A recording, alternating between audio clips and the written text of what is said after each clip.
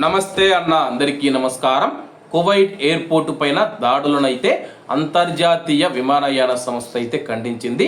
వివరాల్లోకి వెళితే కువైట్ గగనతలం మరియు పౌర విమానయాన మౌలిక సదుపాయాలపైన జరిగిన దాడులను అంతర్జాతీయ పౌర విమానయాన సంస్థ ICAO మండలి తీవ్రంగా ఖండించిందని చెప్పేసి Kuwait director general of civil aviation ప్రకటించింది.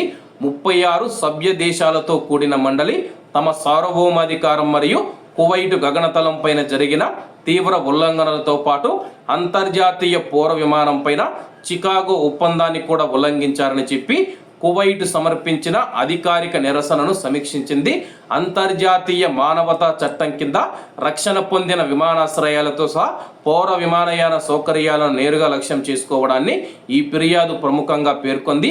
షేక్ హమూద్ ముబారక్ గారు తెలిపిన వివరాల ప్రకారం కువైట్ పౌర విమానయాన శాఖ అధ్యక్షుడు హమూద్ ఆల్ జాబర్ ఆల్ సబా గారు దాడుల వల్ల జరిగిన నష్టానికి సంబంధించి వివరణాత్మక సాక్ష్యాలను అయితే సమర్పించడం జరిగింది.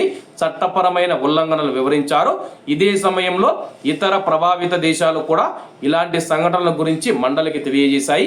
సౌదీ కానీ లేకపోతే UAE కానీ బహ్రెయిన్ కానీ ఇతర దేశాలు ఏవైతే ఉన్నాయో ఇవి కూడా అయితే ఫిర్యాదు చేయడం జరిగింది. కువైట్ మరియు గల్ఫ్ దేశాలు జోర్డాన్, ఈజిప్ట్ మరియు మొరాకోలకు సమర్పించిన ఉమ్మడి నివేదిక ఆధారంగా పౌర మౌలిక సదుపాయాలు మరియు గగనతలం పైన క్షిపణులు మరియు డ్రోన్ల వాడకాన్ని ఖండిస్తూ ICAO మండలి ఒక తీర్మానాన్ని ఆమోదించిందనమాట. ఇరాన్కు వ్యతిరేకంగా మనం చూసుకుంటే అంతర్జాతీయ విమానయాన సంస్థ ఒక తీర్మానాన్ని ఆమోదించింది. కువైట్ మరియు గల్ఫ్ దేశాలు ప్రవేశపెట్టిన తీర్మానం ఏదైతే ఉందో ఆ యొక్క తీర్మానాన్ని ఆమోదించడం జరిగింది. ఇప్పుడు ఇరాన్ మనం చూసుకుంటే అంతర్జాతీయ విమానయాన సంస్థ దగ్గర బదులు సమాధానం చెప్పాల్సి ఉంటుందన్నమాట.